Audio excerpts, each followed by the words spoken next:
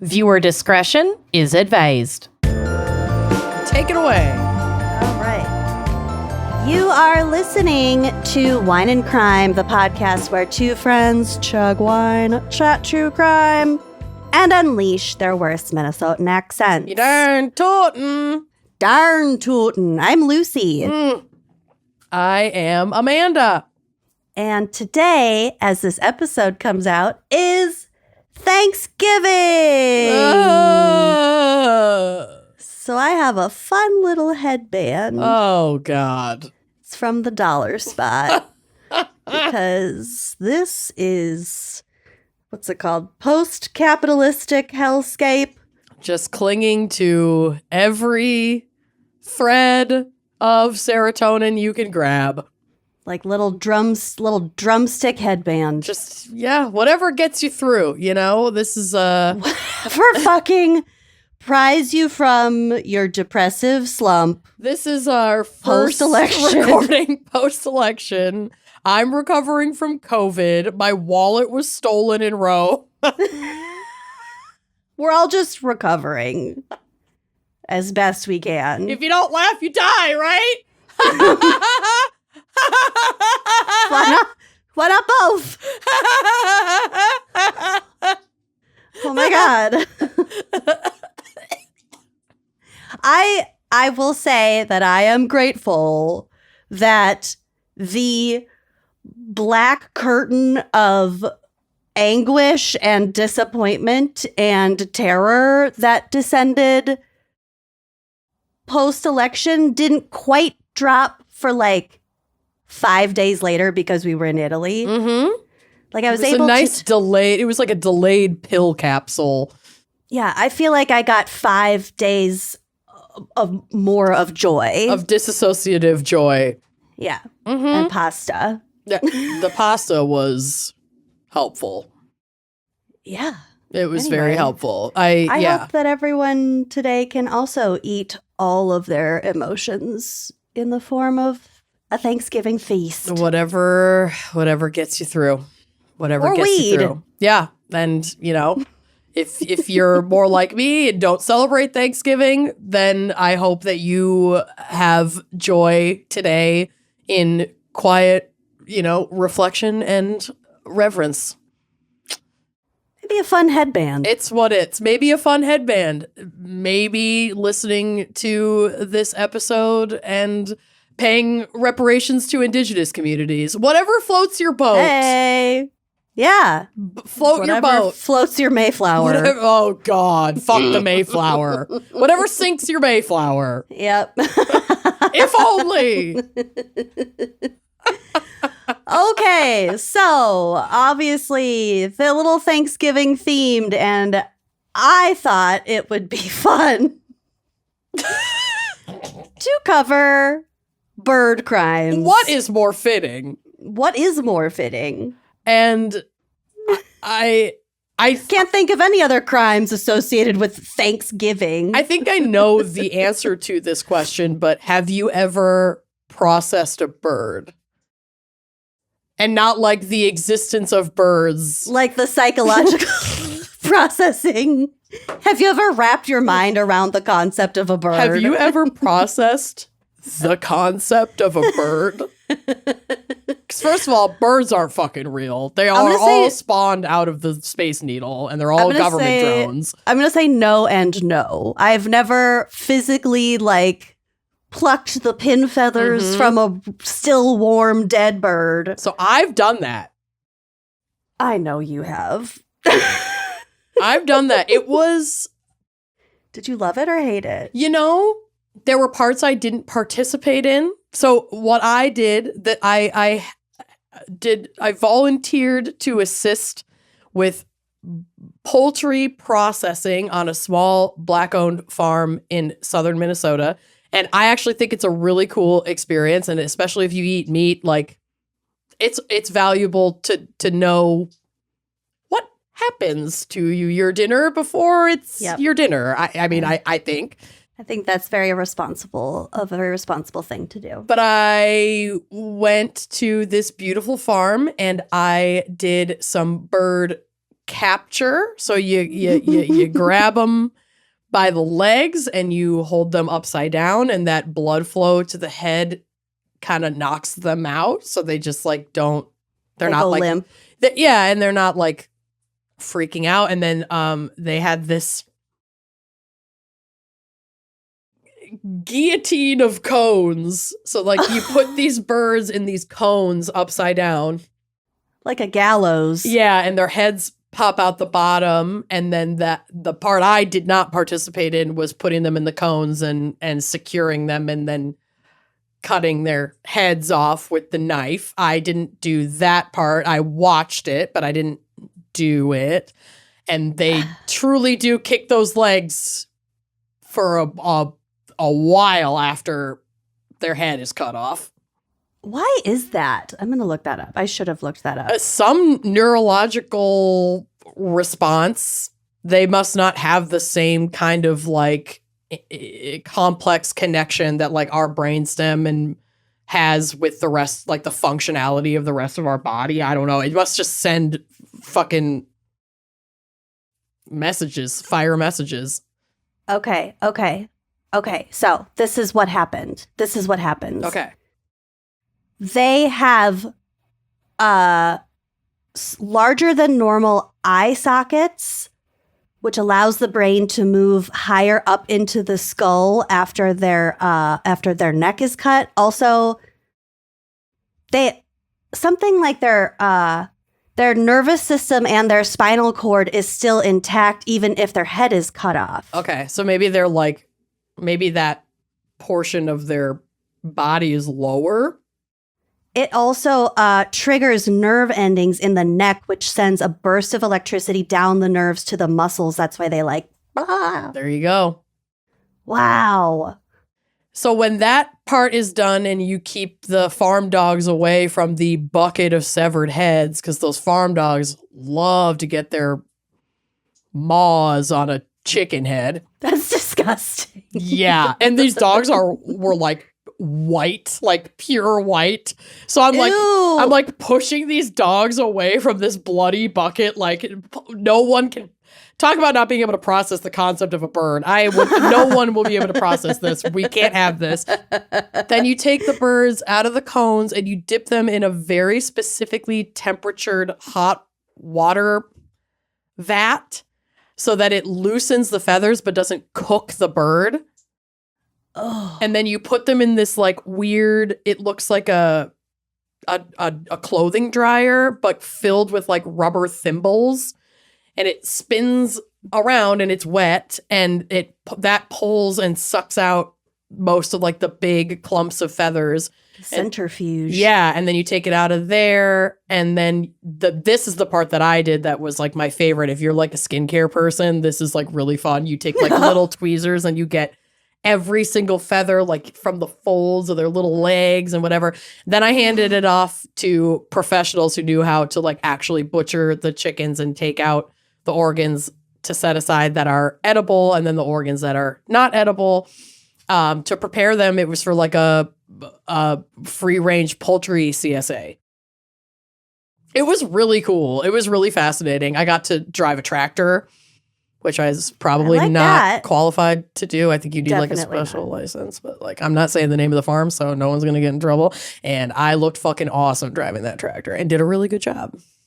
You did do a good job. Yep. And I'm going to take my headband off now because I feel a little bit bad, weird about it. Yeah. No. Well, there you go. There you go. That was my experience. Bird crimes. Okay, those are chickens. Mm-hmm. We're gonna. Okay. Yep. Yeah, I'm glad that you were honest with your diet and your association to I still eat chicken. Meat processing. It's beef that freaks me out. Bill has. I can't. I fucking can't. Bill's done work, like photo video work at a co-op beef farm processing slaughterhouse, and he's like, that's shit that you can't unsee, even under like the most humane, clean, grass-fed, free-range, like literal paradise for these animals. Still, the end of their lives is something to behold. It's really rough. So he did that a couple of years ago. We have not had red meat in our house ever since. It's like, no, not happening. That makes sense. That makes sense. Yeah. June and I watched Babe last night. Oh, the original or Pig in the City? Oh, the original. Oh. Mm-hmm. If I had words to stop, I always cry when that. For you, I always cry at that part, and I give you a morning, golden and true. Bum, bum, bum, bum. And then he jigs. Oh, that movie's so good. Look, goosebumps. I know. Ram you. I'll ram you to your sheep, your fleece, your clan be true. Sheep be true. Sheep be true. I'll ram you. Oh, I love Babe. Hey, guess what? What? I watched Gladiator last night. So did I. That was my second movie. You know what? Very MAGA-y in retrospect. It was a lot better when I was like 14. Mm-hmm. You really gave me hell for not seeing it. And then I watched it and I was like, this? I was just shocked that you hadn't seen it in its heyday. Are you not entertained? You evidently were not entertained. I was, it was fine. That was Joaquin Phoenix's like big breakout role. I mean, Russell Crowe's little Caesar haircut. Very cute. Well, now you're equipped to see Gladiator 2. I am, and I will, because anything that Pedro Pascal touches must be cleaved against my chest. Yeah. Yes. Mm-hmm. So there's that. Well, that's my boyfriend. Now that we have our weekend plans, shall we get into bird crimes? With bird crimes and start off with our wine segment? Amanda, what are we drinking today for bird crimes? Yeah, well, I'm not drinking because COVID. It's also the AM. It's also, we started at like 11:30, so that just wasn't going to happen. But I did pick out a wine that is available at Total Wine. It retails for $14, and it's just like a nice, solid Columbia Valley, California Cabernet, which I feel like maybe in the wake of the threat, or you could say promise of tariffs, looking into wines that are made in the U.S. might be something we want to do. Yeah. Because it could get real expensive if you want anything from outside of the country. Yep. I'm fine. So I found Birdsong Hill Cabernet Sauvignon, Columbia Valley. Beautiful. Again, you can get this bad boy right at your local Total Wine. It is a classic California cab. You're going to get that this is Columbia Valley, Washington. This is not California, but similar viticultural area. It's a savory cab. You're going to get the mocha, baking spice, little bit of oak, vanilla. And it's just nice and medium bodied. It's going to go really, really well with beef, even though I said we don't eat red meat in our house, whatever. Hard cheeses, lamb, those nice, savory, kind of bold meats. It's 13.8% ABV. You are going to want to get yourself a wine key, and I would recommend procuring one on our online store, wineandcrimepodcast.bigcartel.com, because she is a popper. You're going to have a lot of kind of bold flavors, a lot of warm, not sweet. I'd say it's a dry, balanced, pretty clean finish, but it's an oak aged cab. So you are going to get a little more of that nutty, peppery, vanilla spice out of this. So it's a great holiday wine as well. This could be a really fun one to mull on the stove and add some cinnamon, add some clove, add some orange slices. Yeah. So it's a pretty versatile, solid, Columbia Valley Cabernet, $14. It's gonna get the job done.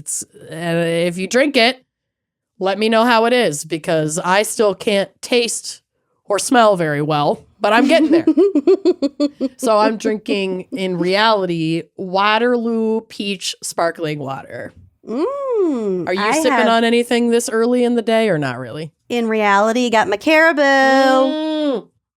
I got a dark hot chocolate. Yum. With oat milk, but also yum. whipped cream. Oh my God. Not a monster. Heaven. I have an errand to run after this. I may have to go through the Caribou drive-thru and get myself a little treat for doing something outside of the house, masked for the first time in a week and a half. They have their winter drinks now. They're not a sponsor yet. Caribou, yeah, I know, right? Get at us, Caribou. We love you. They have their spicy mocha. Yum. That's so good. And it's chai season, too. It's chai season, baby. It's snowing a little bit today, actually. Is it snowing where you are? It was a little bit earlier. It's not sticking. The ground's still too warm, and it rained all day yesterday. It's been very weird, the weather around here. I think Mother Nature is like, y'all done fucked up, and I'm going to cry about it for a while. And we're like, you know what? Weirder. That's fair. We did this to you. They have a massive storm right now in the Pacific Northwest. I saw that. It almost looks like a hurricane. It's a cyclone. I don't like it.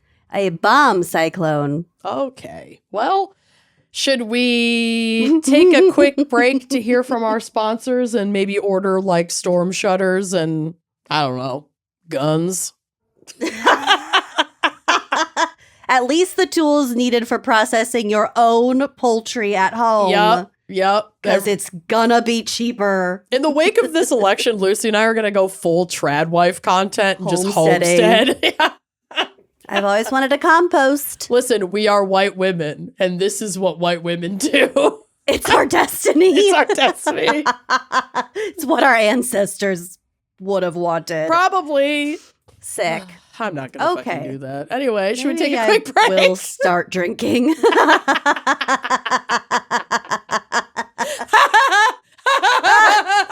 If you don't laugh and drink, you die. Right? Okay. We'll be right back. We'll be right back.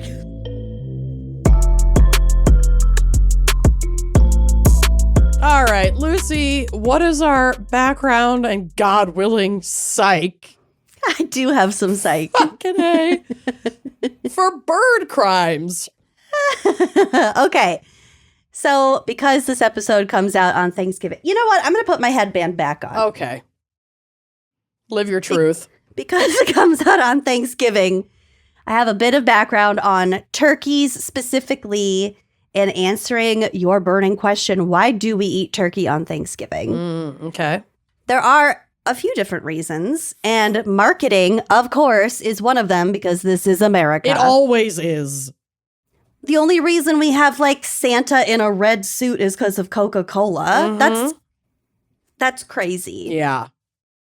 Okay, so this is from my lover Encyclopedia Britannica. There is indeed evidence of a meal shared between pilgrim settlers at Plymouth Colony in what is now Massachusetts and the Wampanoag people, some Wampanoag people in late 1621. But there is no indication that turkey was served at this meal. For meat, the Wampanoag brought deer and the pilgrims provided wild fowl.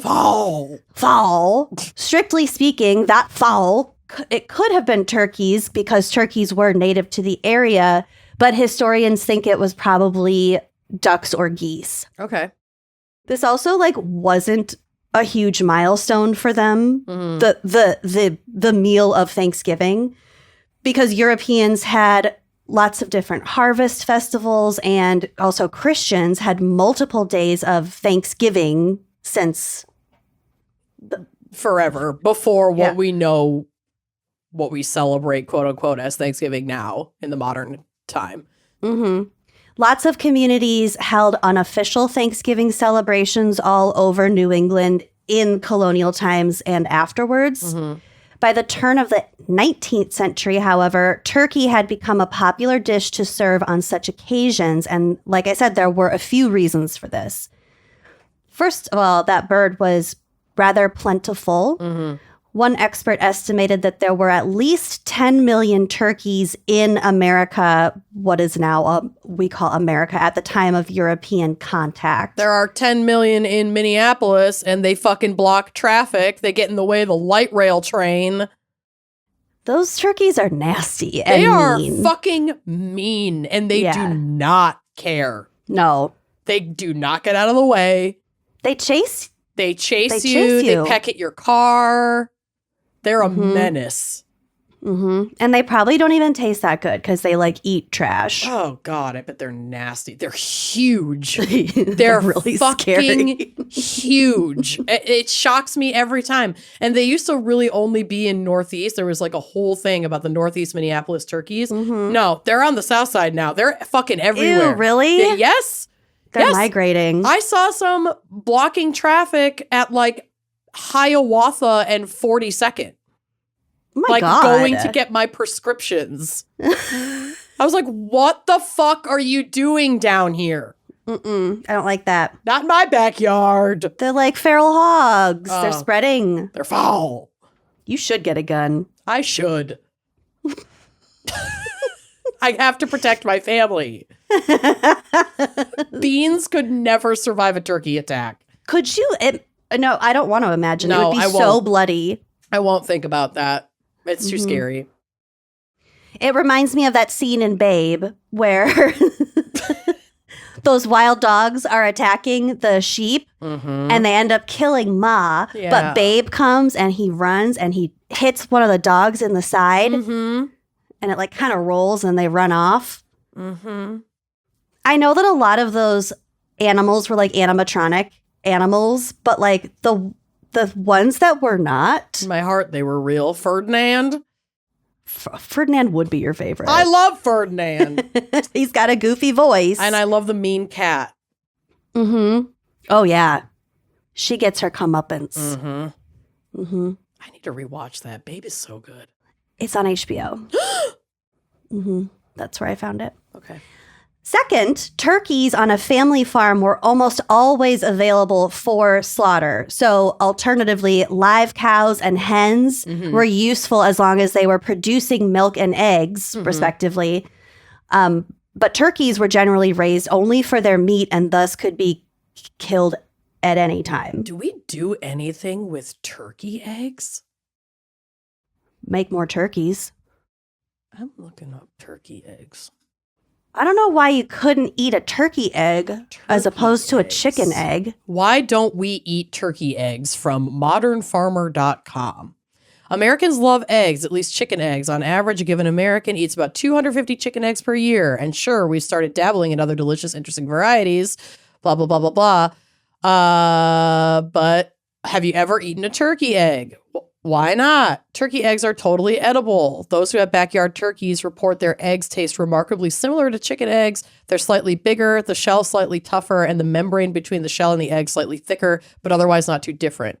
The U.S. produced more than 233 million turkeys in 2015. According to the USDA, turkey is the fourth most popular meat in the country, behind only chicken, beef, and pork. There are plenty of turkeys around, so what's the deal? Why are turkey eggs so scarce? Marketing. Answer turns out to be a wide combination of factors, all of which together add up to turkey producers pretty much deciding not to bother entering the egg market. For one thing, turkeys lay eggs much less frequently than other birds. A chicken or a duck lays about 1 egg per day, but a turkey lays at most about 2 per week. So it's just not worth it. Turkeys are also more expensive to raise in a factory setting, requiring much more space and food than a chicken. So keeping a turkey alive for egg production is more expensive than keeping a chicken alive for egg production. Even worse, turkeys are slow to start laying. Turkeys have a longer life cycle, so they need to get to about 7 months before they're able to produce laying eggs. Chickens only have to reach about 5 months. It may not seem like much, but given that turkeys are also more expensive to house and feed, those extra few months can be costly. All right, well, thanks, Goog. It's economical. Yeah, that actually makes sense. Does make sense. I'd never thought about that before. Me either. Because in like fancy restaurants, sometimes you got a quail egg. Totally. Yeah. Never seen a turkey egg on a menu in my life. Not a one. That gives you something to think about. It really does. So our third reason is that a single turkey, it was usually big enough to feed an entire family. That makes sense. Bigger than chickens, more expensive to keep than chickens. Gonna kill one turkey, feed a whole family. Yeah. Some people have credited Charles Dickens' A Christmas Carol. Ever heard of it? That was published in 1843 with bolstering the idea of turkey as a holiday meal because this big feast with the turkey is described in A Christmas Carol. But another writer named Sarah Josepha Hale played an arguably more important role. In her 1827 novel Northwood, she devoted an entire chapter to a description of a New England Thanksgiving with a roasted turkey, quote, placed at the head of the table. At about the same time, she also began campaigning to establish Thanksgiving as a national holiday in the United States, which she believed would help unify the country as it teetered towards civil war. So both of these things happened in the first half of the 19th century. And then, obviously, we had the Civil War. Her efforts finally paid off in 1863 with a presidential proclamation by Abraham Lincoln. Ever heard of him? Ever heard of him? Also, in 1941, which was... 1841, thank you, which was right between the Charles Dickens and the other one. A collection of pilgrim writings was reprinted, and it mentions, quote, a great store of wild turkeys in Plymouth that first fall of 1621. And all of a sudden, like, what amounts to propaganda, published material insinuating that there are plentiful turkeys. This is what everyone eats on Thanksgiving. All of a sudden, school children are learning about the pilgrims and the turkeys, and here we are. And the Native Americans. More propaganda. More turkey propaganda. Everything about American history is propaganda. 1,000% correct. Like, it's exhausting. If you don't laugh, you die. And not even history. Present day. Yeah. Did you hear who he picked for some other fucking thing? I mean, Linda McMahon. I'm still reeling from Matt Gaetz and Tulsi Gabbard and again, to everyone listening, this is before when you're listening to it. Yeah, I mean, but every single fucking day is a fresh new hell that we knew would be coming. Linda McMahon. You can't make He should have just gotten Ed McMahon from the WWE. It's his fucking wife. I know. Why not just have She's Ed just do as it? bad. I can't. Okay. Are you not entertained? Is it worth it? Let me work it. Oh, I'm gonna put Flip this that thing down, flip it, and reverse it. So now I want to tell you a little bit about dinosaurs. Thank God. Always looking for an excuse to talk about dinosaurs. Well, that's what turkeys are. I know. Yeah. Well, kind of. We'll get to it. I've seen them. They're dinosaurs. According to Scientific American, modern birds descended from a group of two-legged dinosaurs known as theropods. And theropods were very wide-ranging. It includes things from the T-Rex and also like the smaller velociraptors that just spring around on those two legs. Love velociraptors. Clever girls. Clever girls. I like the ones that have the neck thing that comes up. Oh. And they hiss. So classy. Like, just, you get to live with this, like, Chanel collar that can just, like, pop out of your neck at any occasion. Fucking luck. And have everyone be terrified of you instantly. That is the dream. That's the definition of power. It truly is. So the theropods most closely related to avians, birds, generally weighed between 100 and 500 pounds. Goodbye. They're just bye. Huge lizard birds. That's too fucking big. That is too fucking big. Yeah. For decades, paleontologists' only fossil link between birds and dinosaurs was a hybrid creature called the Archaeopteryx. So this thing had feathered wings, but with the teeth and the long bony tail of a dinosaur.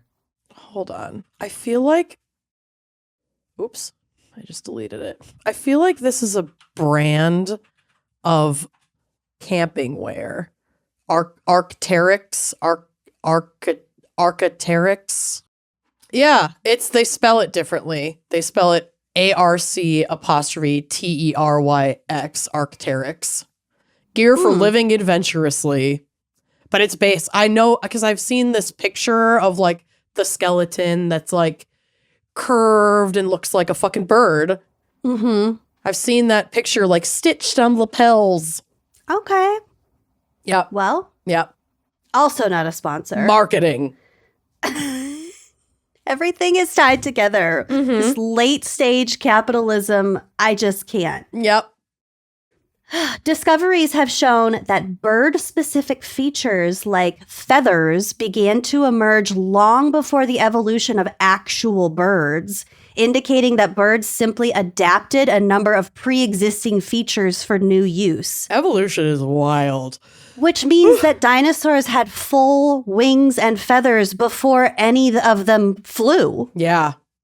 Which makes me wonder, who was the Why? first fucking dinosaur to leap off a cliff and see if they could fly? That's so fucking cool. Yeah. Good question. In 2016, scientists found a chunk of amber in Myanmar with a feathered dinosaur tail. Wild. We've talked about that amber chunk in like archaeology crimes or something. Because I've seen you've uploaded pictures of that. Do you see the pictures that I put on for this episode? No, I'm only picturing it in my mind. Because I think There it is. We've looked at this before. Did we talk about how fucking small this dinosaur is? It's the size of a sparrow. It's tiny. And that illustration is of the dinosaur. It's an artist rendering of the dinosaur that they found in amber. That little dude is this fucking big. Oh, eating a little bug. Isn't that adorable? I love him. Yeah. Mm-hmm. So That's lots of very those little. And on the other end of the spectrum, 500-pound No. bird lizards. Yeah. Disgusting. Mm-hmm. Illegal. It should be. In the 1990s, an influx of new dinosaur fossils from China revealed a feathery surprise. Though many of these fossils lacked wings, they had a collection of plumage from fuzzy bristles to fully articulated quills. The discovery of these new intermediary species changed how paleontologists conceived of the dinosaur to bird transition.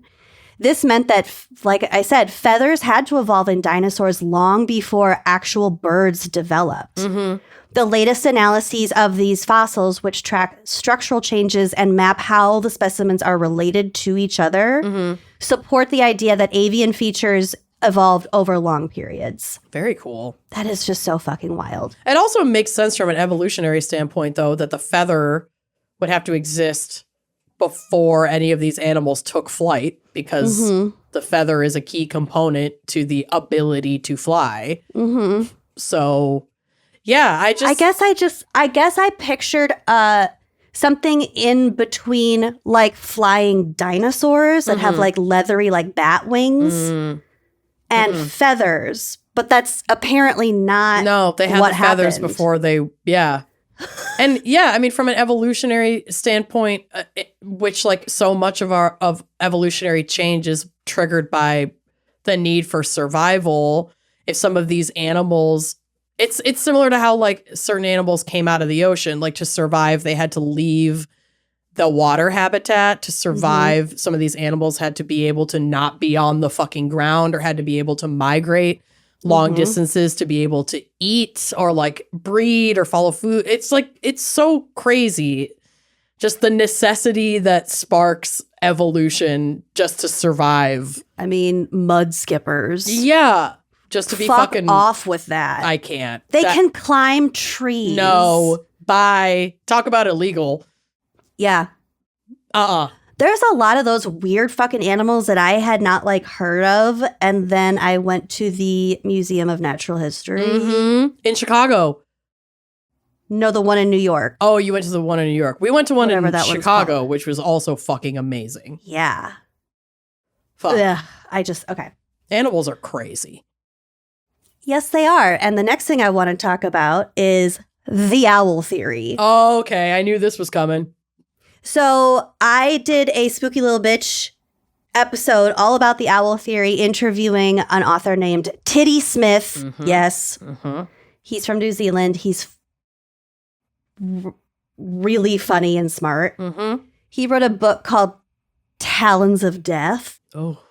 And it's basically arguing in support of the owl theory. Mm-hmm. So if you're not familiar, in December 2001, Kathleen Peterson's body was discovered in a pool of blood at the foot of the stairs in her Durham, North Carolina home. 2 years later, in 2003, her husband, Michael Peterson, was convicted of first-degree murder for her death. They argued that he hit her with a blow poke at the top of the stairs and she fell down the stairs. It's a fucking blowpoke. However, his conviction was vacated in December of 2011 because a state blood analyst had misled the jury. In February 2017, a 73-year-old Michael Peterson accepted an Alford plea for voluntary manslaughter. So this allowed him to, quote unquote, plead guilty to get out of prison, but still maintain his innocence, which he does. In 2008, Larry Pollard, who was the next door neighbor of the Petersons at the time of her murder and also a prosecutor, he posted videos on YouTube about his theory that a barred owl actually killed Kathleen Peterson and not her husband, Michael. The bird is common in North Carolina, and they have a history of dive bombing on people's heads. Pollard suggested Kathleen walked into the house while Michael was in the backyard, lounging by the pool, having a cigar. On her way inside, a barred owl attacked her, causing a head injury, or the owl somehow got into the house and, in a panic, attacked her. Whatever injury she sustained caused her to fall down the stairs rather than being pushed. And then Michael was outside by the pool, didn't hear the commotion, which caused his delay in finding her and calling the cops because I think it was like an hour or something. Yeah. A reexamination of the evidence in 2009 actually backed up this idea. Kathleen was found to have had a microscopic feather and a sliver of wood from a tree limb. So it was like a raw piece of bark. Yeah, bark. So basically, when they found her, she had pulled out full clumps of her own hair, like by the root. She had clumps of her own hair in her hand. Oof. So that's suspicious. If she had been pushed down the stairs, even if she had been in a physical confrontation with another person, that's weird. Wasn't there like poop, like bird poop too? Yeah, there was. Yeah. So that like wasn't investigated. So there was blood all over the stairs. Underneath the blood, they found like a chalky white substance that they said was evidence that Michael tried to clean up the crime scene. They said it was like Comet or something like that. But it was fucking bird shit under the blood. Yeah. Okay, so we got the piece of wood, we got the feather, her hair, all of her hair in her hands. Larry Pollard told the Raleigh, which is their local paper, in 2010, that the tiny feather gave them new hope of overturning the conviction.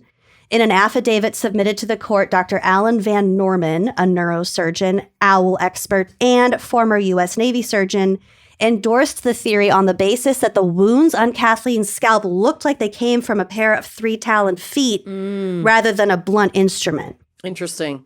So we know that that the skin on your scalp is really tight. So if you get hit on the head, it can tear in like a linear way. So it kind of looks like that. Yeah. But this wasn't that. This was like, it's like scratch marks. It's Ugh. multiple places. Oh, I don't like that.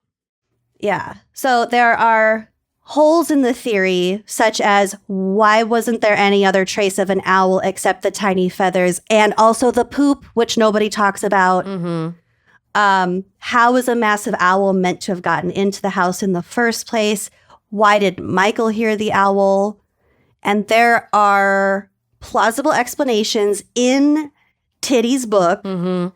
And we discuss it at length in that episode of Spooky Little Bitch. So if you're interested in more, I'm going to point you in those two directions. Yeah. But again, it's called Talons of Death by Titty Smith. It's such a good SLB episode. He is so charming and smart. Uh-huh. And we talk about other owl attacks and how owls do attack people. Birds attack people. And we'll get to that too. And I've said it before in response to listening to this episode, and I'm sure I'll say it again.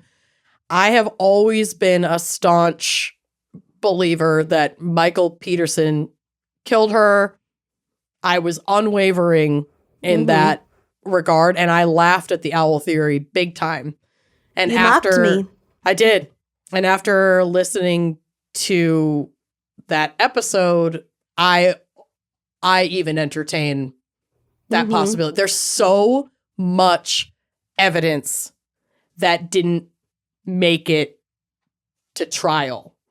And we already know that the FBI dude basically lied to convince the jury to convict Michael Peterson. So where are we drawing the line where if they had found, let's say, a full owl in that house when the cops got there, maybe someone was like, ew, get that fucking owl out of here, got the owl out, and that because they were so focused on Michael Peterson that they assumed that would just be the easiest thing. Also, the cops didn't like him. No, and nobody liked him. Listen, we're an ACAB family. We know that it is so common for the police to come in with a preconceived idea of what went down and just force everything else to fit so they can close their fucking case and be done with it. So none of this is out of the realm of possibility, and I'm always going to believe that the cops fucked up or did something untoward to just close their case and have it be exactly what they said it was and move on. So, yeah. Recommend those two things if you want to hear more about Big that. time. Because Head it over is to the really Patreon. fascinating. Check that episode out. It's so good. Okay, so another problem with birds is them constantly killing themselves by flying into windows. Oh, God. According to the U.S. Fish and Wildlife Services, more than 1 billion birds collide with glass every year. Every year? While Billion? Yeah. And most of them die. While most fatal collisions happen at homes and buildings shorter than 4 stories tall, smaller structures like glass walkways and bus stop shelters also pose a threat. Because the birds, they don't see the glass and the reflection the same way that we do. If they see the reflection, it's of clouds and leaves and stuff, more sky. Things that are in the environment. Yeah, but they don't. They can't understand the concept of a clear, hard surface. Birds can also collide with windows when they are attracted to landscaping outside of the window. Like if you've got shrubs around your window or if your lights are on inside, some birds are attracted to it. Sadly, while many birds that collide with windows may seem just stunned at first, most of them die later from traumatic injuries. Oh, dear. Yeah. So that's sad. Ooh. Billion. A billion. That's mind-blowing. We had talked about carrier pigeons. I don't remember which episode it was, but pigeons during World War I and II were outfitted with tiny cameras so they could just fly over enemy territory and take a bunch of pictures and then return to their little nests where they will have the cameras removed. Mm-hmm. They can fly in basically any weather. Mm-hmm. Also, radio communication was often unreliable during both world wars, but the troops could count on the pigeons. Mm-hmm. Of the hundreds of thousands of carrier pigeons sent through enemy fire, 95% completed their missions. Damn. Mm-hmm. Which brings us to a particular pigeon, which I know we've talked about, Cher-ami. Do you remember Cher-ami? I vaguely remember this name. So it's French. It's French for like dear friend. Mm-hmm. Cher. Oh. Cher-ami was a homing pigeon who was born in 1918. He was one of the 600 Army Signal Corps pigeons sent to France to assist with communications on the battlefield. Cher-ami had 12 successful missions, which was a very high success rate among homing pigeons. Dang.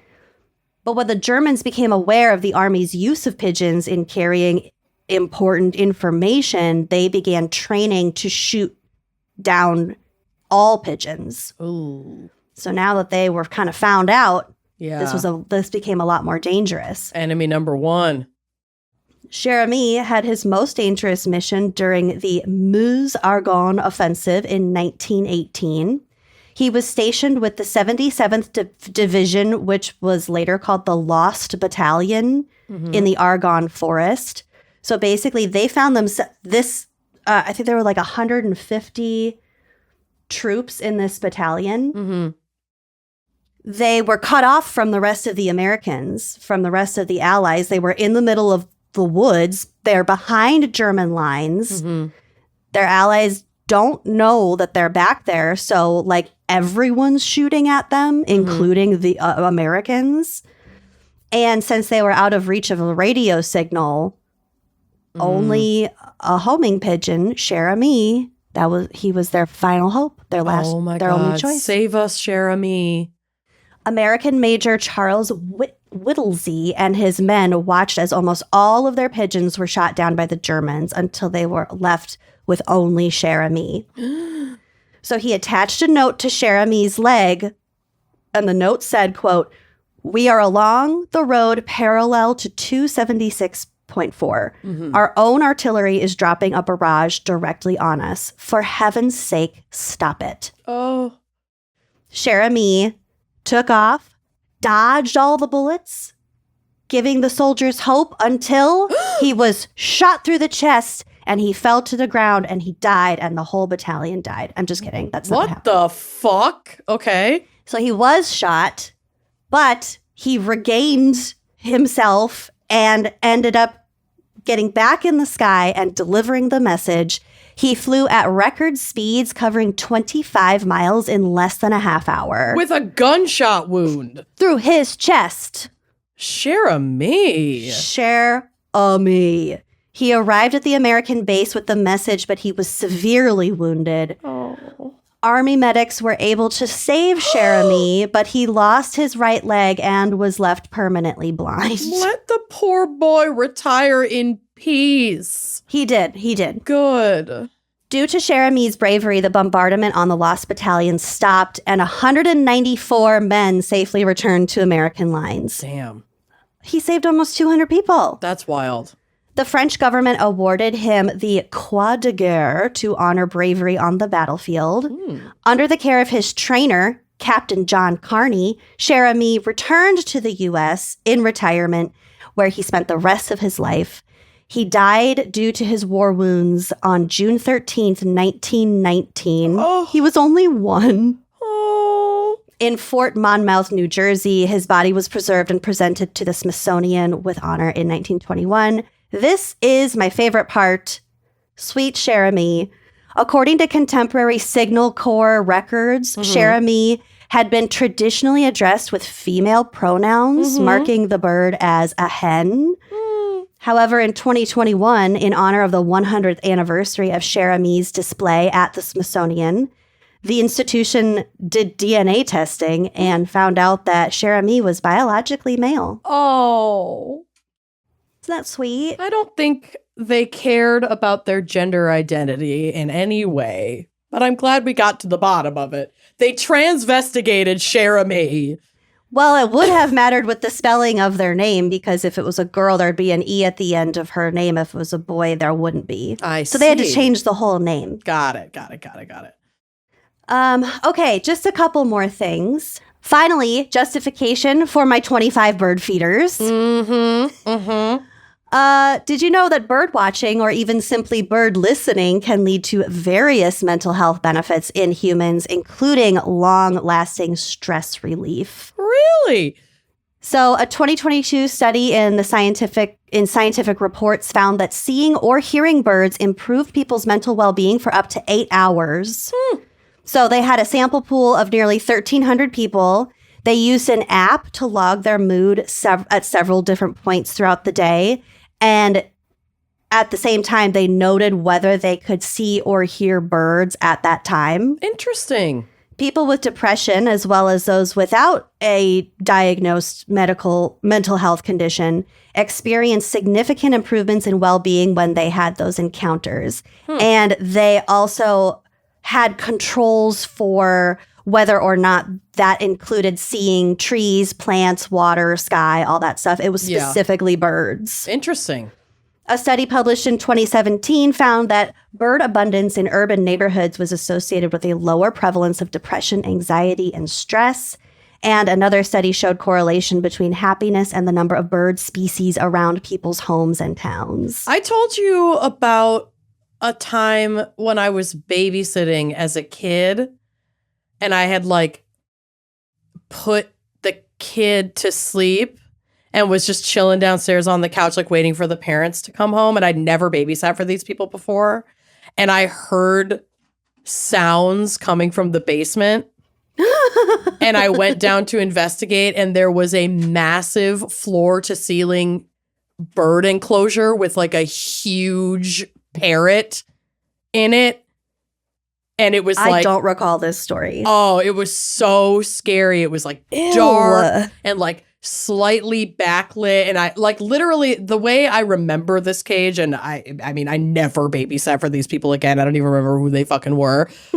So this could be a total traumatic restructuring of my memory. But the way I remember it was going down into the basement, and a far end of the basement had been converted into a cage. It was just bars. Oh my God. And then a window to the outside. Sounds not like some open. Travis chimp crazy. Yeah. And so there was a little bit of light from street lights coming through this window. Ew. And so this massive bird that in my memory was the size of me was backlit in this behind these bars with shit hung from the ceiling, and it's squealing, and either they told me and I didn't remember that there was a bird down there, which that's very possible. It's possible, but and I do have holes in my memory. That's also an ADHD thing, that I do shit and then have no recollection of doing it,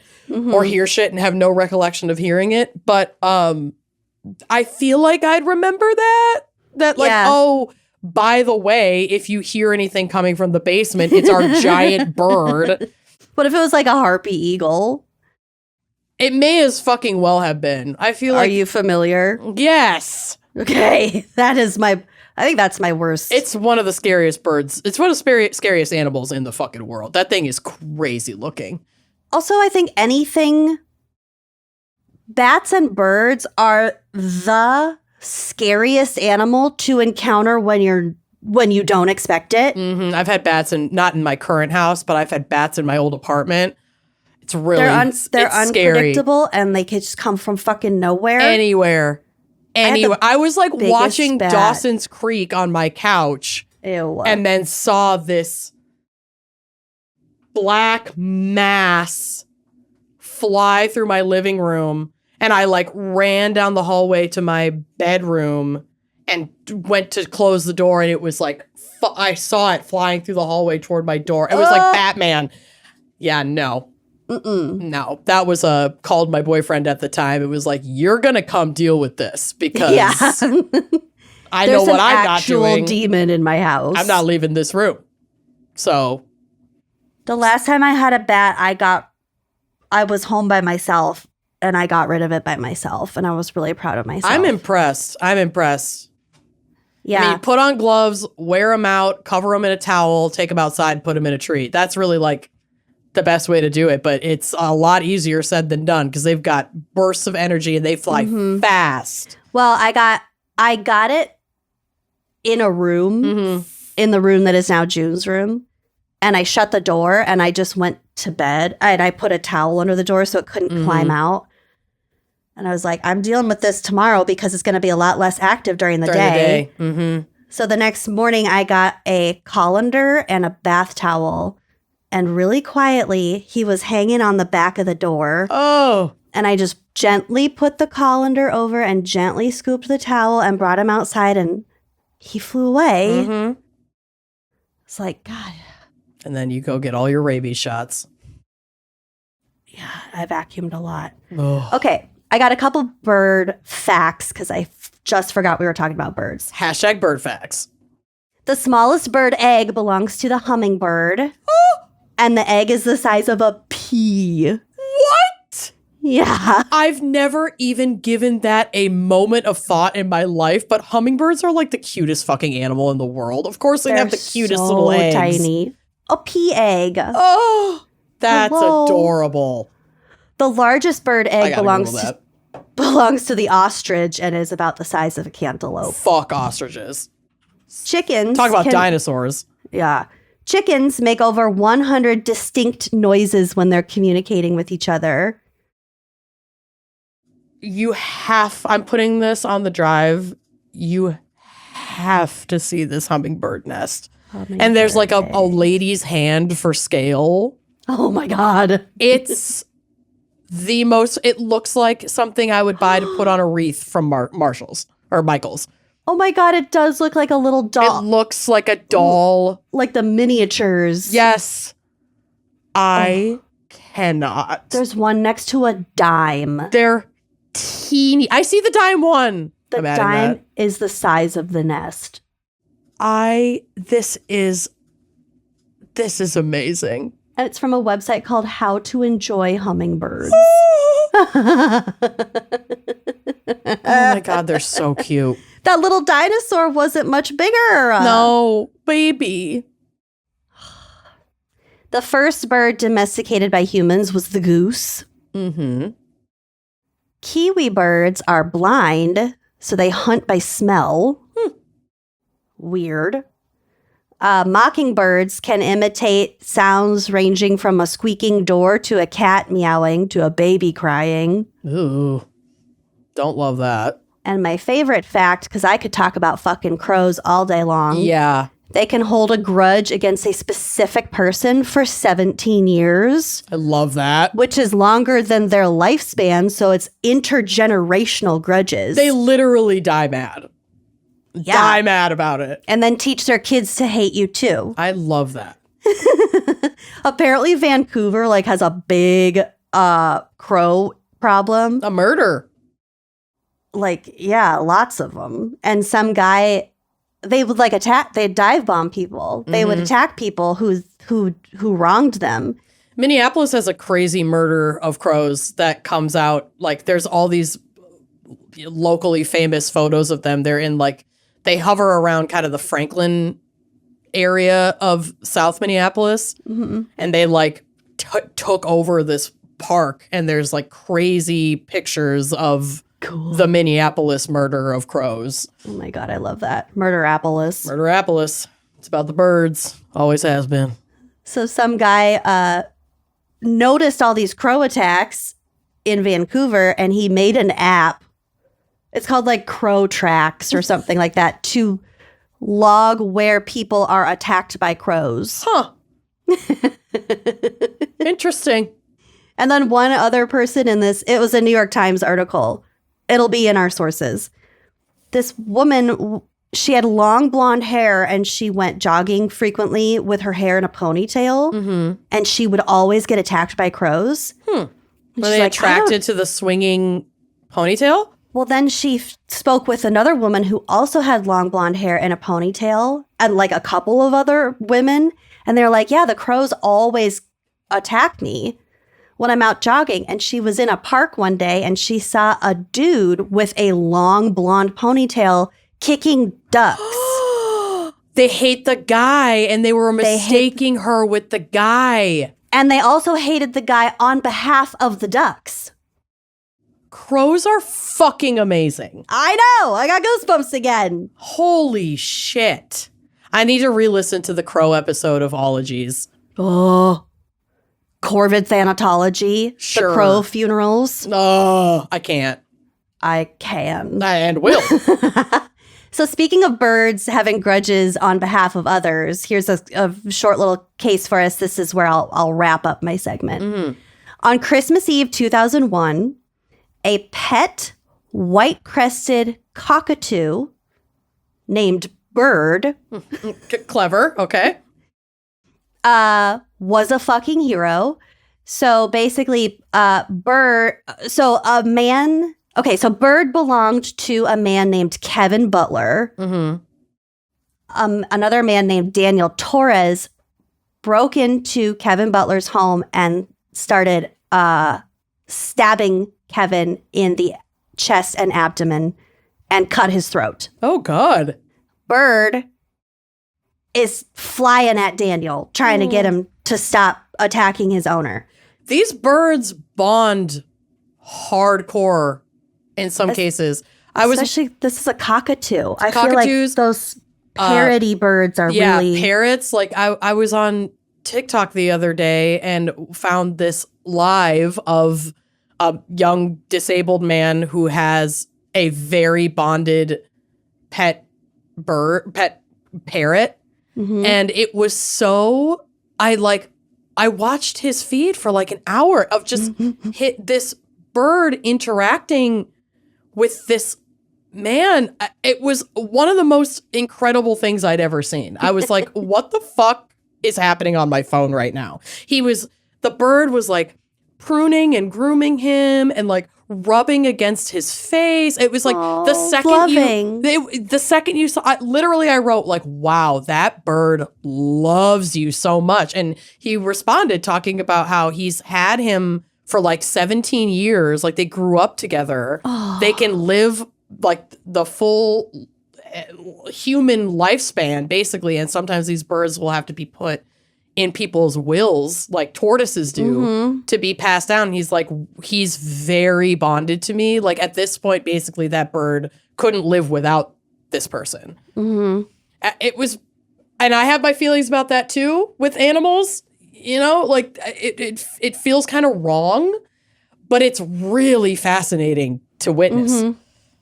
Well, so this doesn't surprise me that this bird would like go in the defense of his bonded caretaker. A lot of birds are incredibly intelligent. Dogs do that? It's not just the crows that have the memory stuff. I mean, obviously, it would all be a spectrum, and some birds are fucking stupid. You're sure, but sure. Okay, back to Bird. Bird was killed trying to protect his owner from the attacker. Bird pecked the killer on the head during the attack, like all over his head. And this happened in the Dallas suburb of Pleasant Grove.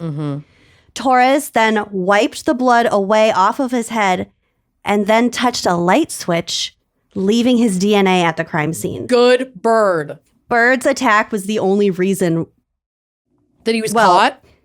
That's actually not true, but I would love to believe that. His DNA was also found on 2 knives used in the attack because, you know, when you're stabbing someone, you're always going to cut yourself.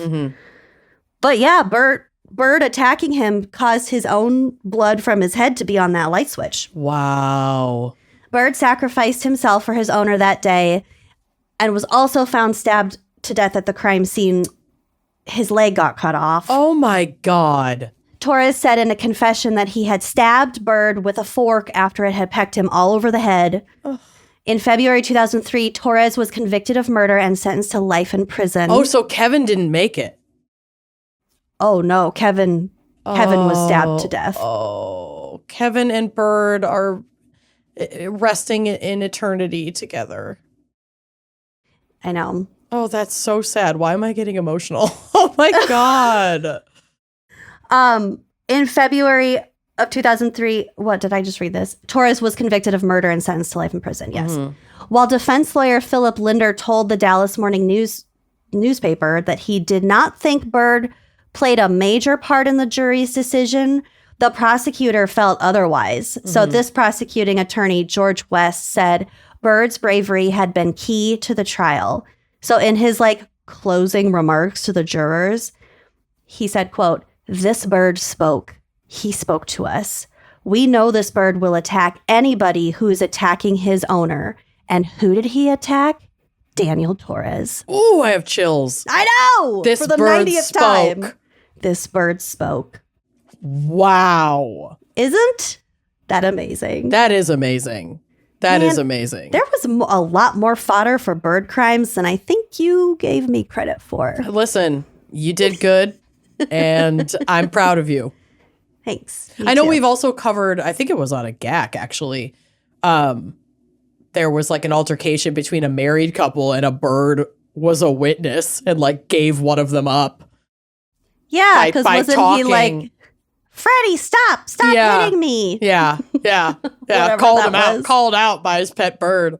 Yeah. Listen, every time we discuss birds, I have a fleeting moment where I'm like, do I need a bird? And then I remember my moment of horror when I was babysitting, and I'm like, nah, I don't need a fucking bird. I do not need a bird. I have beans. Would she attack someone in my defense?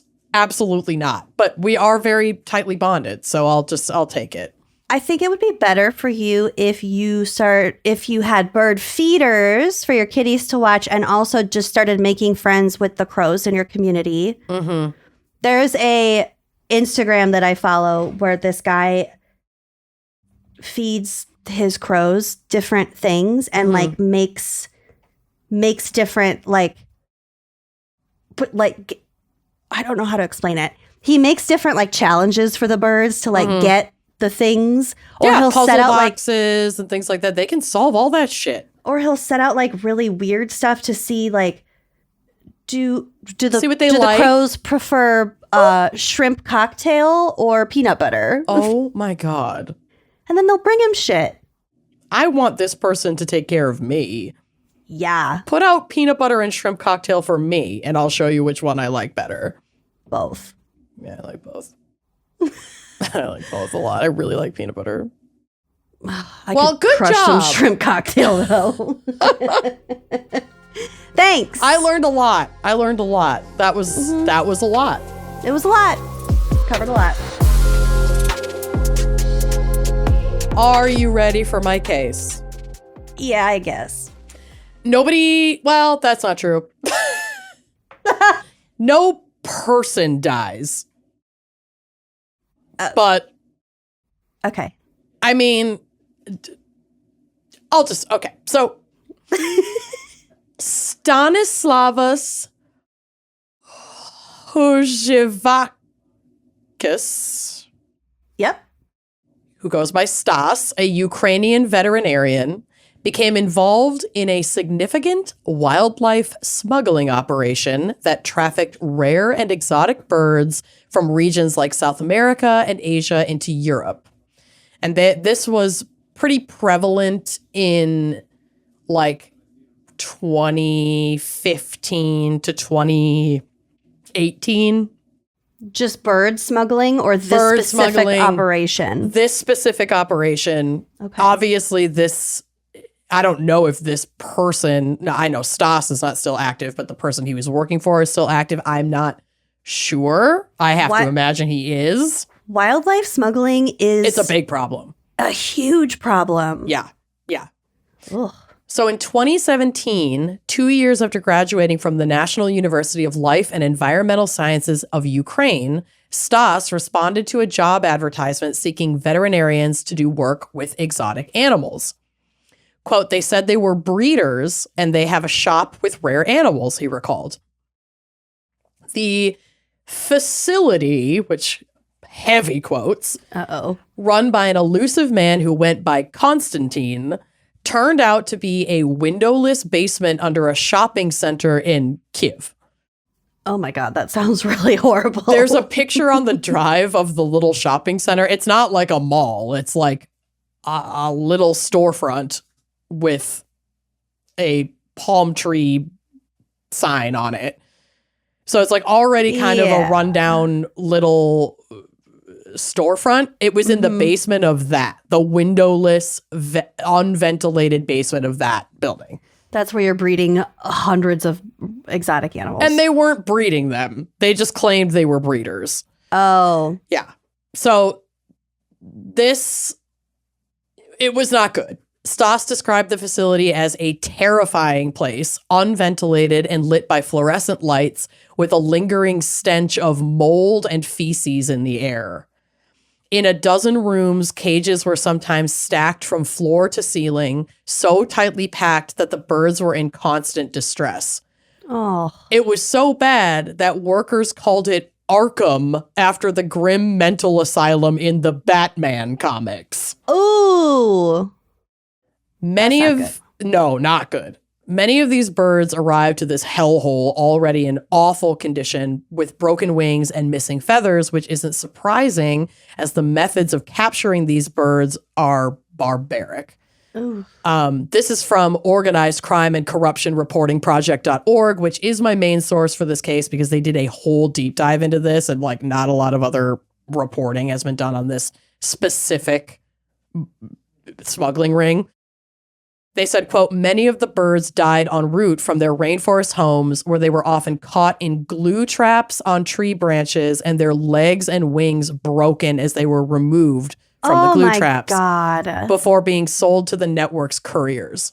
Crammed into cages or boxes for the journey to the trafficker's basement processing facility in Kiev, those that did survive shipment often did not last long.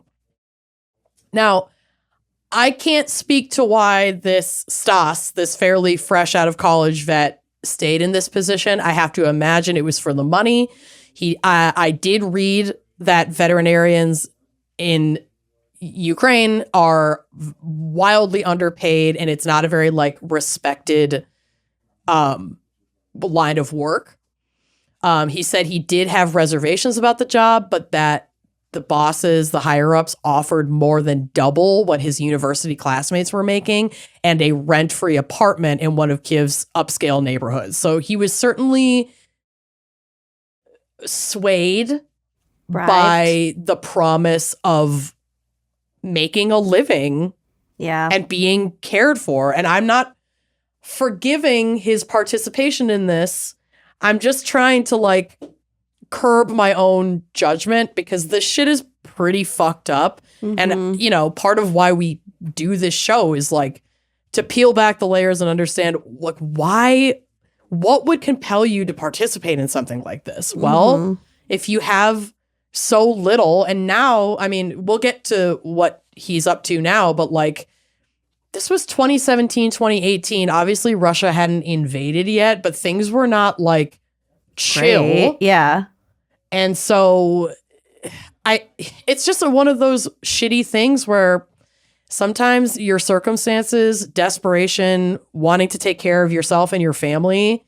And you don't know what you'd do in that situation. Exactly. Can compel you to agree to things that under circumstances where all of your needs are met, you wouldn't agree to. So I just wanted to unpack that a little bit because as I was working on this, I was like, what the fuck? Why? You're a vet. Your whole job is to, allegedly support the well-being of animals and participating in this creates a market. It's like a doctor going into organ black market. Exactly. Trade. It's just, it's complex. It's antithetical to what you would imagine your life's work to be. Exactly. So initially, Stoss focused on improving the birds' living conditions and health. However, as he became more involved, he transitioned to the role of a courier, transporting birds across European borders to wealthy buyers. Each delivery reportedly earned the smuggling group approximately 50,000 euro, with some transactions reaching up to 140,000 euro. So they must keep these birds in somewhat decent condition, the ones that survive. We'll get to it. Ooh, okay. The birds, including species like birds of paradise and palm cockatoos, were sold to private collectors and conservation centers, fetching prices between 20 euro and 30 euro, or 20,000 euro and 30,000 euro per bird. Stas would take home about 2,000 euro per transfer. Although his earnings per trip were significant compared to the average income in Ukraine, they were only a small fraction of the overall profits made by the smuggling ring. His role as a courier, combined with his expertise as a veterinarian, made him a valuable but relatively low-paid participant in the operation. I really feel like he was the perfect person to respond to this ad. He's like a fairly young and green veterinarian trying to build a life for himself and support his family. He would certainly be vulnerable to the promise of money, an apartment, the opportunity to work with these rare animals. And again, not saying that I would do it, but like I keep saying, I'm trying to catch my own judgments against this guy as I try to wrap my head around how you could devote your education to helping animals and then wind up doing this shit. The money certainly was the main factor in compelling him to stay. He told OCCRP, that corruption program, that smugglers got paid well enough to overlook the conditions of the animals, quote, because the profit margin on trafficked birds was so high. With some of the most sought-after specimens, they could make money even if just 1 or 2 birds survived a trip. So he may be currying 7 birds to a potential buyer. They only need 1 to survive. 1 or 2 survive. He's still making $2,000, no matter what. So, yeah. Also, if one of their clients, one of their buyers, or some of their buyers are like conservation type agencies. We'll kind of get to that too. But I'm saying that could have played a role in him convincing himself that what he's doing isn't that terrible. Sure, but I think, and like I said, we'll kind of get to conservation is also in heavy quotes. Because isn't it always? Yeah, but I mean, at least how things at this time were structured, wealthy people can kind of slap conservation or zoo or refuge or rescue or whatever on their private collections to get some tax breaks and get some workarounds. They're collectors. Yeah. Like, these aren't legitimate conservationists. These aren't legitimate zoos. And if Stas didn't know that, I think he did, because he has direct interaction with these people. His boss certainly does know that. So, it's like, yeah, you could tell yourself that you're bringing these birds to a conservation, but you're not, and you fucking know it. So, Stas really sang like a canary. See what I did there? To OCCRP, going into the details of the business and how relatively simple it was to set up and carry out the smuggling of these animals. He said, quote, "This business really does not require anything. You need some connection with customs and a little money, a few thousand euros, and that's all. You have the startup capital for this. If you are unscrupulous, you can just go to Indonesia, buy that palm cockatoo for $500 and sell it in Europe for $16,000.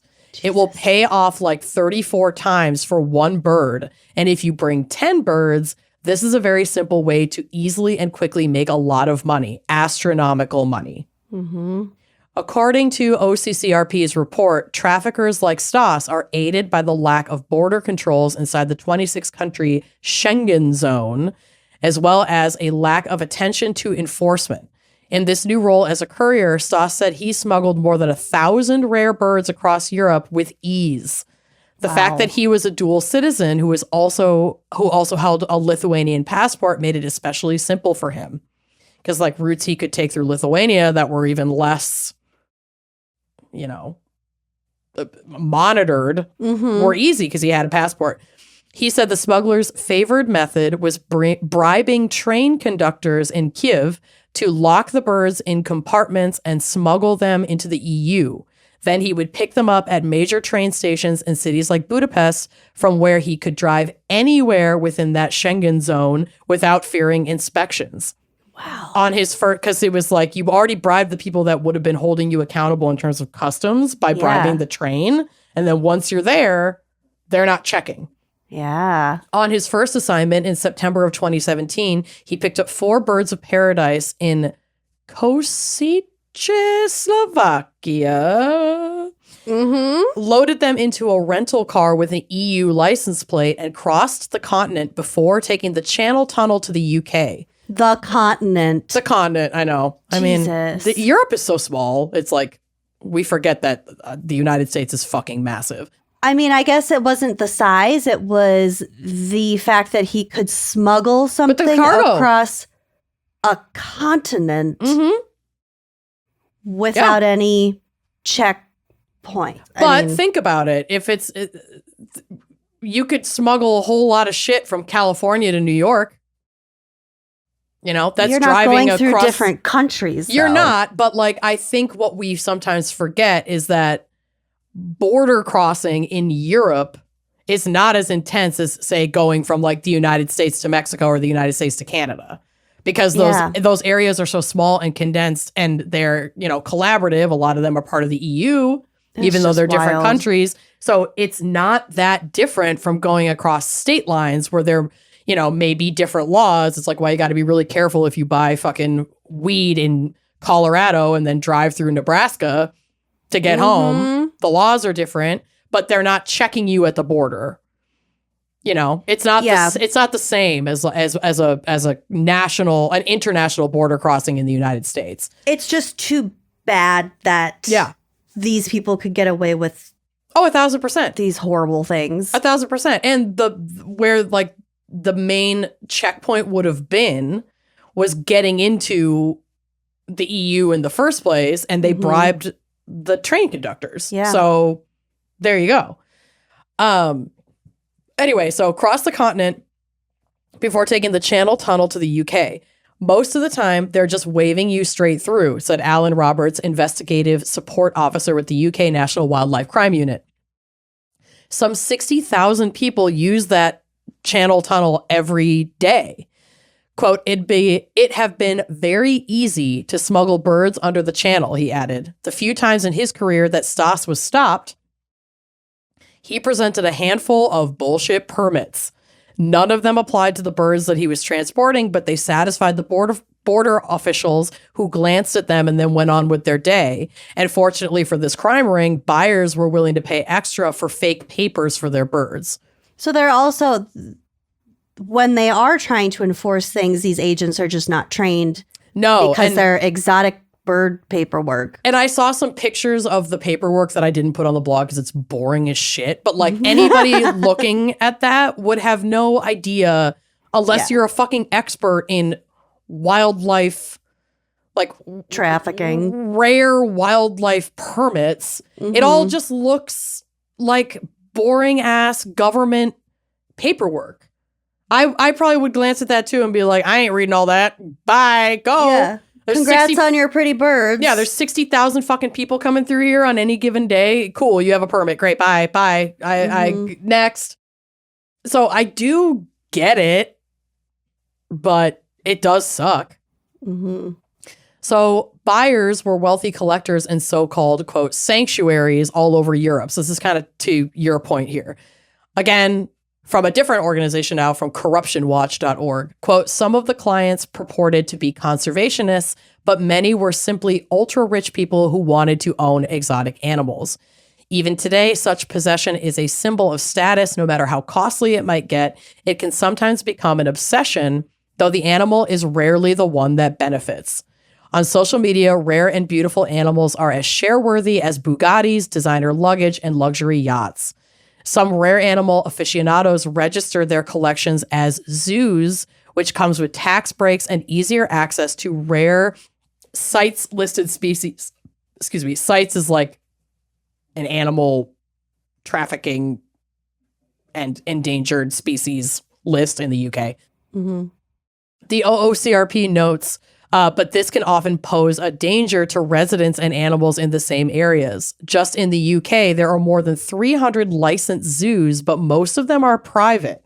Only about 100 belong to professional associations that require them to be regularly open to the public and have like any kind of oversight.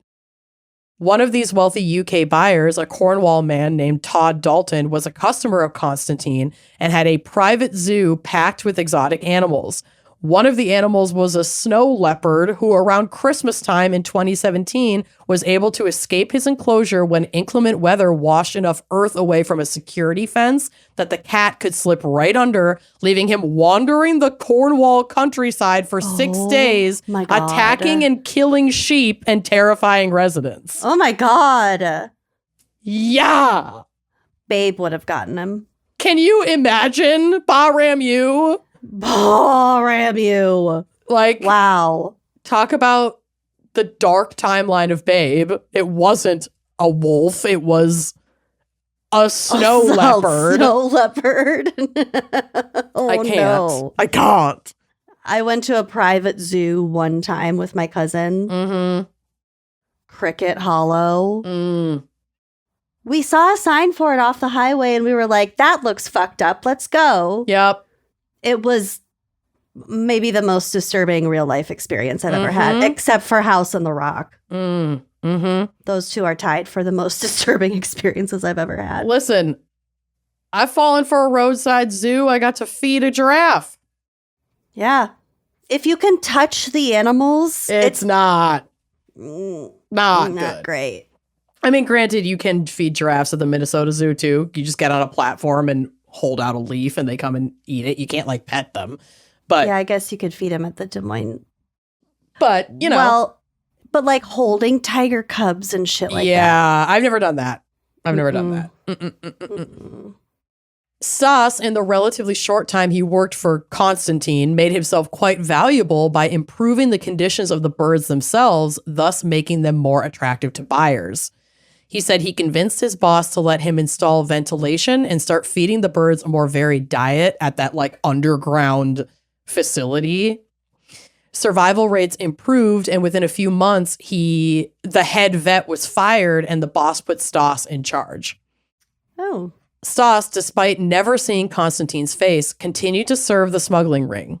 Constantine was good at staying out of the public eye, using SIM cards from China, Russia, Germany, Switzerland, Ukraine, and Papua New Guinea, and only operating behind the scenes of Arkham, which was heavily surveilled via dozens of cameras that this guy would watch and like bark orders through an intercom when he caught his staff like idling. So it was like, God. not only was Stas being paid pretty handsomely in terms of what he would have been making in Ukraine, so he had this like financial control over these employees, but was also threatening them. Like there was definitely an underlying threat of fear. You're being watched all the time by And, the big like, boss. You don't even know Just what he looks like. paranoia up the chain.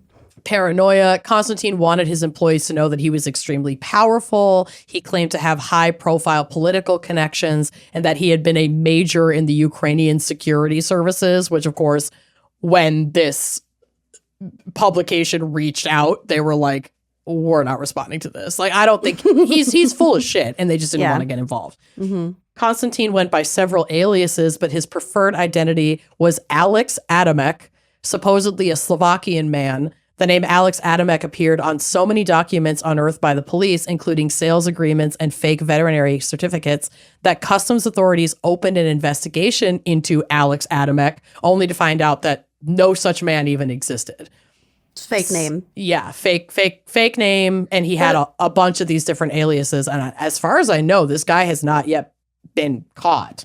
That's horrifying. But so they can string together everything he's done, but they don't know. And the people who work for him, who like people like Stas, who are giving information, don't even know what he looks like and can't even say like, oh, he called from this number that has this, area code or whatever, because he's buying all these different SIM cards like to dupe numbers from locations all over the world. That's smart, though. He did it right. It is smart. It's terrifying, too. Mm-hmm. Yeah, But don't let him know who you are. No, never. But Stas's career in smuggling came to an abrupt end in April of 2018 when he was apprehended in Wiener Neustadt, Austria. Wiener? Wiener, W-I-E-N-E-R. Wiener Neustadt, Austria. Wiener. During a sting operation. A sale had been set up by a convicted smuggler who, unbeknownst to Stas, had turned informant, and the client he was selling to was actually an undercover cop. He was found transporting 14 exotic birds in the trunk of a rental car. Following his arrest, he spent 4 months in an Austrian jail and was released on a technicality, immediately scurrying back to Ukraine. And despite Austria trying to bring additional charges or like recharge him properly, he was able to evade further punishment. In theory, he's still wanted by Austrian authorities, but in practice, they don't have the resources to pursue him in Ukraine. So he only served 4 months and then went home. Jesus. Now, Stas claims to have retired from smuggling activities. He now operates a small bird shelter in his hometown of Kropyvnytsky, central Ukraine. He's running a bird shelter. Yep. And there's a picture of him on the drive. I'm not going to lie. He's kind of hot. Oh. That's him with his African gray parrot. Yeah, I see him. Like the jawline, the little piercing. He's got great hair. He has beautiful hair. He's wearing the fuck out of that sweater. Mm-hmm. And then Looks like if Kieran Culkin was a little more fleshed he out. looks like a buffer Kieran Culkin for sure. For sure. And then these other photos of like the house and the cages, like that's his family home. And these are some of the birds that he's caring for. So despite the challenges posed by the Russian invasion, he stays in the area to care for the birds under his supervision and has actually taken in a lot of abandoned pets as a direct result of the war and displacement of residents. Okay, there's a little bit of penitence there. Yeah, I think I truly do think he feels shitty about what he participated in.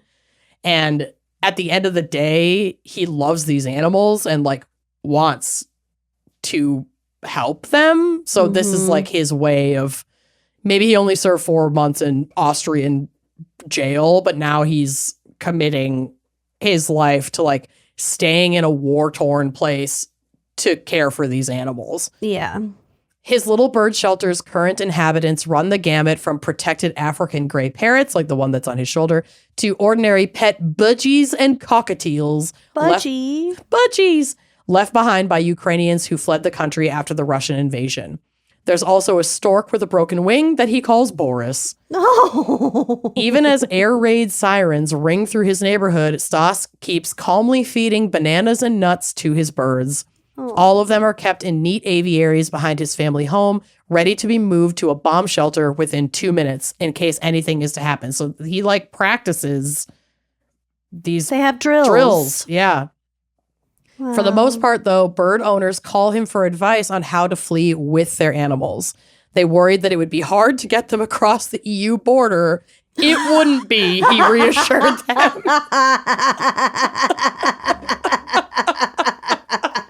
Isn't that amazing? What a punchline. Right? Right? No, girl. I got you. You're good. You're not gonna have a problem. I can hook you up with some paperwork. Here's a stack of useless nonsense papers. Flash these at those guys. You're gooch. It wouldn't be. It wouldn't be, he assured them. I loved that. I was like, bro. Oh, man. Way to fucking, but you know, I appreciate, I obviously don't appreciate that he participated in this, but I appreciate that he gave so much information about it. Mm-hmm. He's very open to talking about it. He's now devoted his life and risked his life, quite frankly, to stay. Yeah. and care for these animals. And you know, he's hot. So like pretty privilege matters. And I'm not going to be mad at him. I'm over it. Yeah. I think the What are you going to do? kind of trying to make up for things. And again, like we've said repeatedly, we don't know what we would do in this situation. It may have been more life or death when he started these activities than we're aware of. Yeah. Well, I was watching one of the episodes of Florida Man on HBO. it's such a good show. The toes one. I don't think I've seen the toes one. Okay, so there's one where this guy on Craigslist needs to make some money.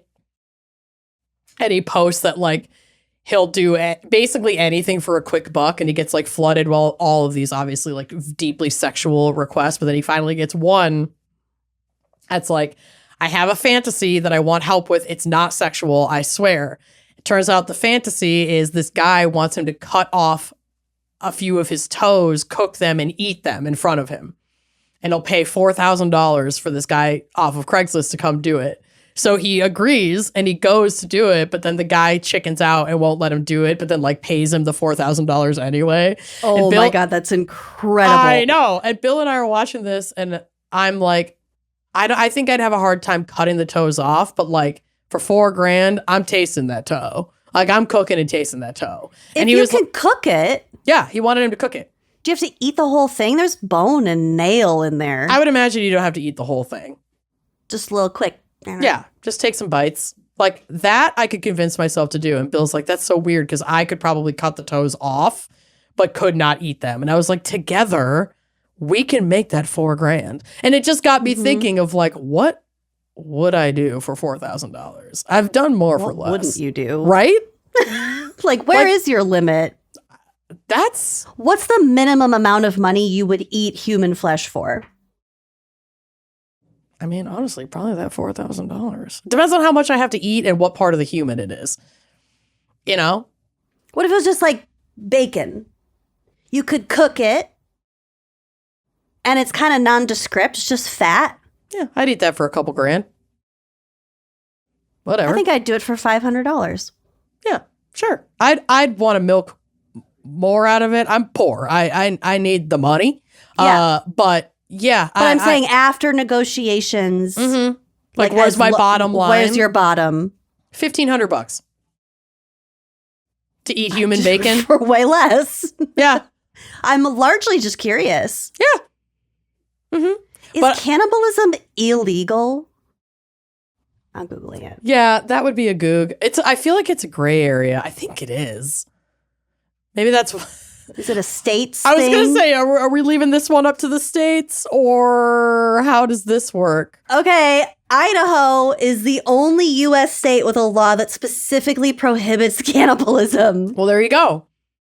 The penalty in Idaho is up to 14 years in prison. Ooh, that's a lot of prison time for cannibalism. Risky. Well, staying out of Idaho. Yeah, I Solve know that where problem. I know where I'm not going. I think that they just put that into law to protect their potato White supremacists. Oh, crop. Oh, that too probably. That's the more real answer. it's a lot of domestic terrorists in Idaho. Mm-hmm.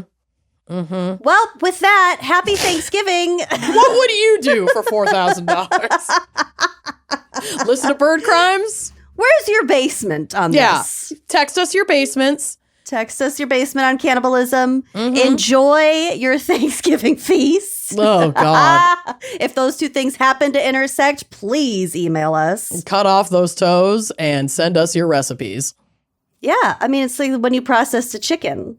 It's the If same you're exact going to eat thing. the toe, you should have to cut it off. You should, yeah. Remove it. It's the responsible thing. Okay. But go watch that episode of Florida Man because it's really good. And I did not do it anywhere near justice with my recap. So go check it out. I'll watch that. You watch Babe. Okay. And we will see you next week. Thank you for listening. Bye-bye.